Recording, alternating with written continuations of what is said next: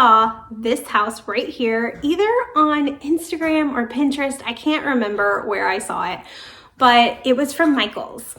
And so I ran to my Michael's and bought this a few months ago with every intention of working on this over Christmas. But that was unrealistic.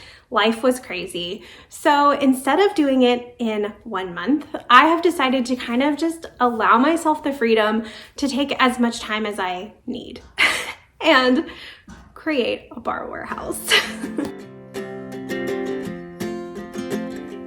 We got time on our side. We're in a state of home. I need you on my fire. It has been a pretty long time since I have dreamed of creating a borrower house, and I'm going to be making as many elements as I can out of clay. I'm going to be using some of my molds and doing some hand building. So let me invite you inside of this little house and give you a little tour of the before. This house has such good bones. There are scalloped details as well as arched windows, and the little clasp that you open and close it's already so whimsical as it is. And then you go on the inside, you have a staircase for bigger rooms and for kind of like half-size rooms. The front door also opens. There's so much potential in this little tiny cottage.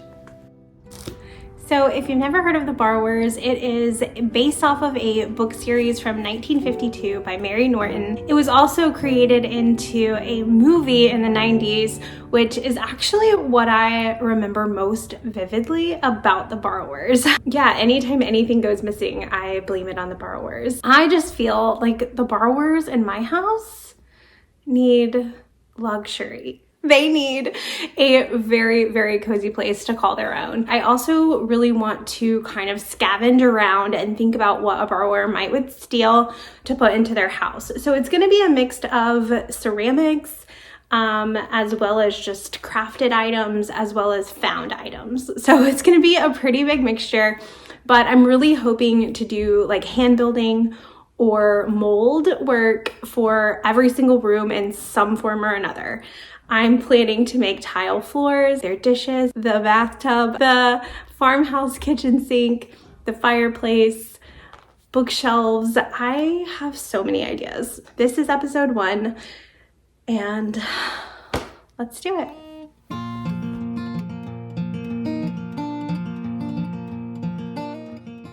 At first, I wasn't 100% sure how I was going to go about doing a tiled bathroom floor. But I have this mold right here, which has a lot of different shapes, and it has these little hexagons. So I decided to pour some slip in there. While I waited for it to set, I got to work on the clawfoot bathroom tub.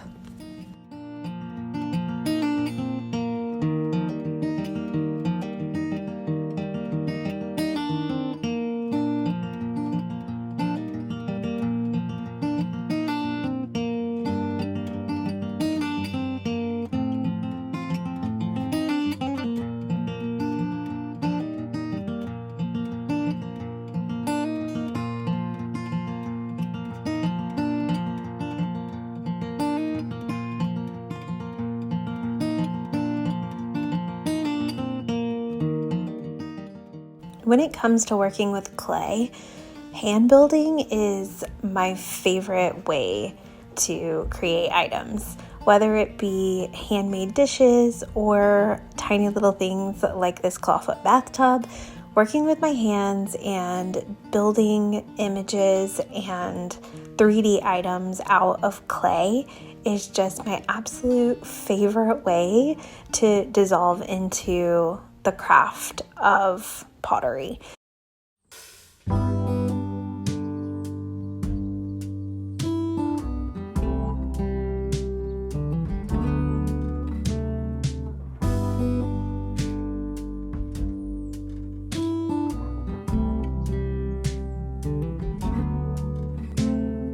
Open air, side by side we sway there in all the colors. Summer love,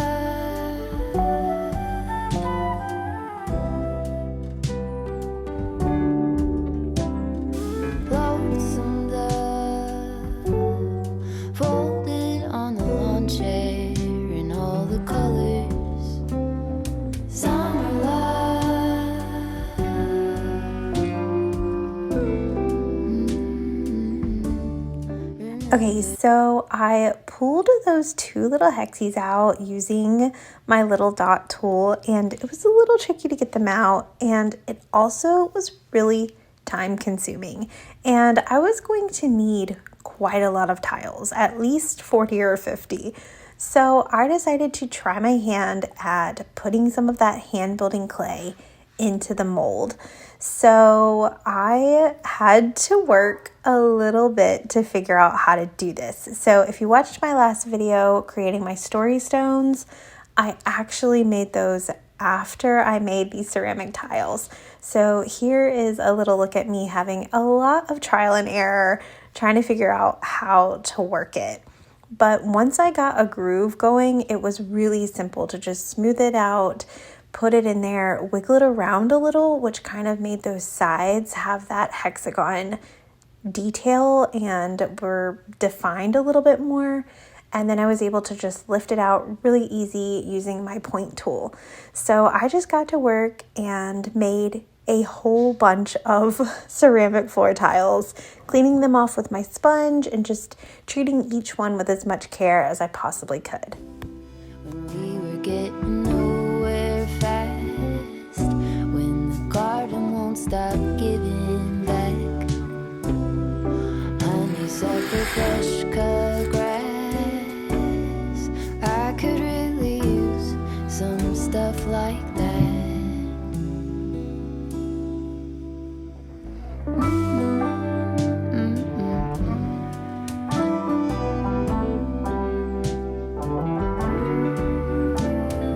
Talk to me and tell me all that you've seen, all the colors, summer love,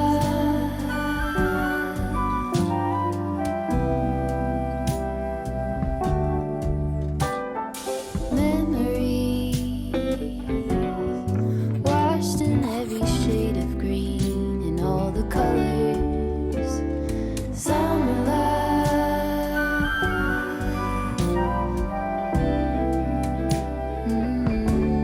Remember the lazy river day canoe, bathing in the turquoise. After I pulled the little tiles out of their glaze fire, I set them out to just kind of give them a good look, make sure they turned out good. And I really love the speckles that are in this hand building clay. It's really, really pretty and adds so much detail. But here you can see the difference in the slip versus the speckled clay. So the slip is nice and clean and smooth, and that color is just really creamy. And then you go to the speckled clay, and it's still as creamy and crisp, but it just looks a lot different. So I think I do probably prefer the slip, but for this big project, doing the hand building tiles was the right choice because of the time consuming aspect of the slip.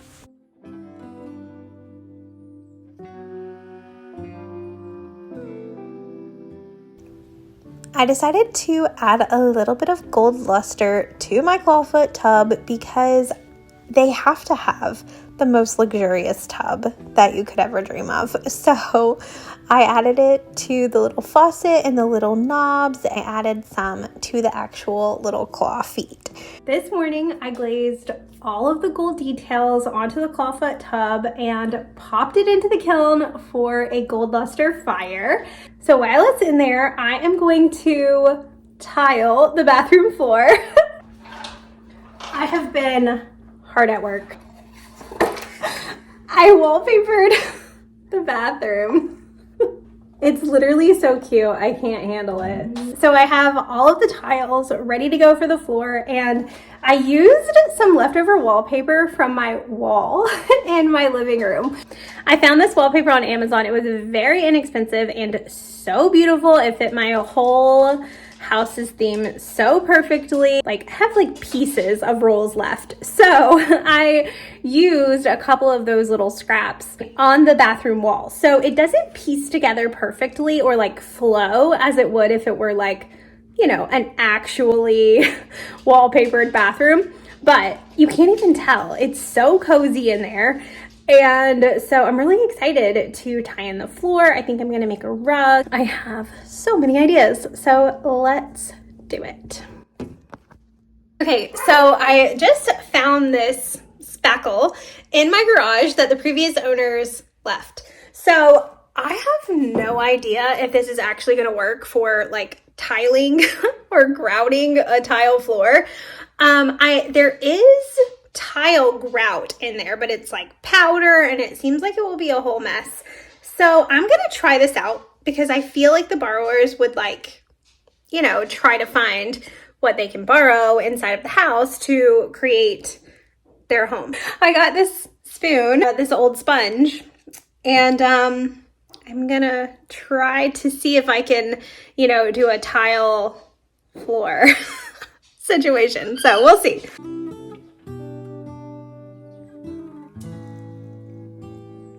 That's sure something I could use.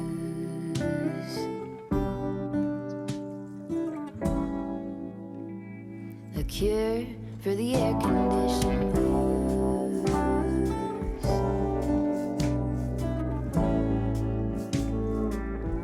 Good to use some too.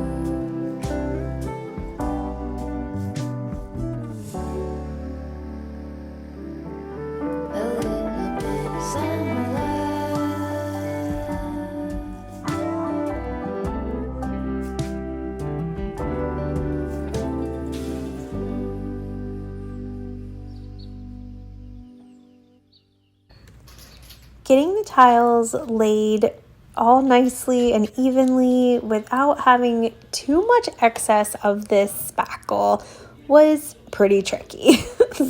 Just trying to get into some sort of rhythm that helped me be able to space everything and make it kind of look as much like a real tile floor as I possibly could. I did use quite a bit of water to help me smooth everything out and ended up using a paintbrush, which was the best trick for getting into the little grooves as well as cleaning off the top of the tiles. I did cut up a sponge just so that I could get in there a little bit easier and not have something as bulky to do a final clean. But overall, it was a really relaxing process. Okay, the floor is finished, and so I'm letting it kind of dry and set. I've put the hairdryer on it quite a few times, but it's still a little squishy. So I'm just gonna let it sit for a little while I work on a couple accessories. So I have been working on a junk journal for the new year. So my dining room table is so messy. But that also means that I have like a whole selection of things to borrow. So I have this beautiful ribbon that my friend recently gifted me in a swap. She also gave me this lace one. So I think I'm going to use these to create a little rug to go in front of the bathtub.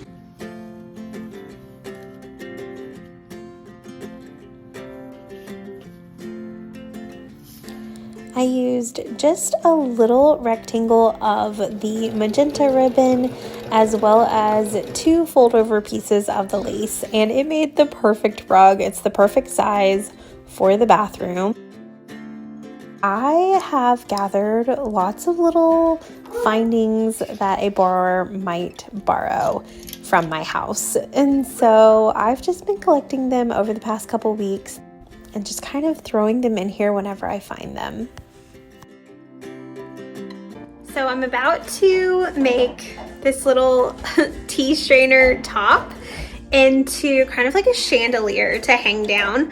So I think I'm going to glue some beads on there, maybe hang some charms. It's gonna look really whimsical. And I'm just gonna kind of, I don't know, zone out and do a bunch of crafts to kind of try to fill the space a little bit. But I also want to leave room to add new things that I find around the house or whatever, out thrifting. So it's okay with me if it's kind of minimalist right now, because I know that that just means there's room for improvement later on. but then they didn't make the bus. It was finally time to dive in and create some of the accessories for the bathroom. So I used this old earring that I lost one of, but I loved these earrings, and this little tea strainer top to kind of create a little chandelier in the bathroom. And I use these little brads to stick it in. So I use the brads a lot in my paper crafting and my junk journaling, and it made the perfect little detail on the chandelier. And then Tessa made this little tiny vanity for the borrowers that she wanted to put in the bathroom. I have this little enamel pin that was a butterfly, and we thought it would be the perfect little detail to put on the wall. And this is the type of items I hope to kind of add to the room over the years.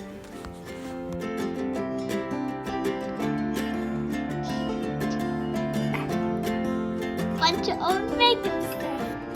That was really tiny. Wait, that doesn't have a mirror. We're just gonna have to wash it off. And then I broke it trying to get the mirror off of the little backing.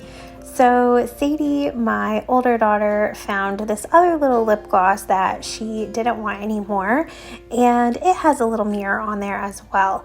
So we decided to hot glue some of this velvet ribbon that I have on there to just give it a little bit of something extra that wasn't hot pink.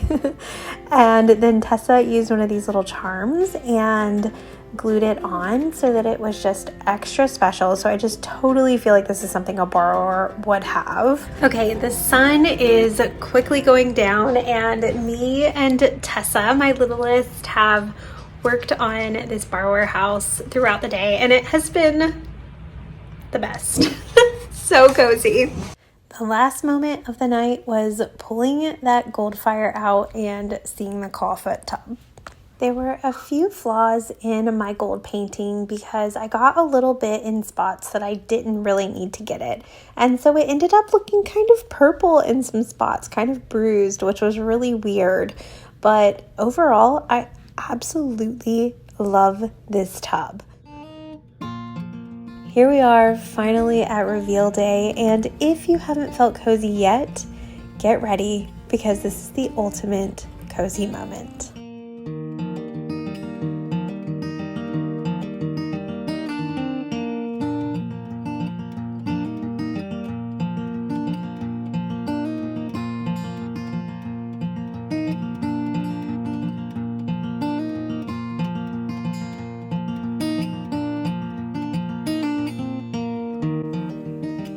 Everything about this make has been so much fun, and I think that scavenging around and finding all the little things that I would typically throw out or send to Goodwill and instead put them on different various little things. Like I used little scraps of fabric that I would have otherwise thrown away to make some little Turkish bath towels for the little borrowers and stuck them inside of this little glue cap that I covered in lace with a little ring that one of my daughters had made me. And I just think that peeking inside and seeing all the little details, it's pure magic. And I just can't wait to keep making the rest of this house. So thanks for hanging out with me, guys. I hope you had fun. Let me know what you think, and I'll see y'all in the next one. Bye.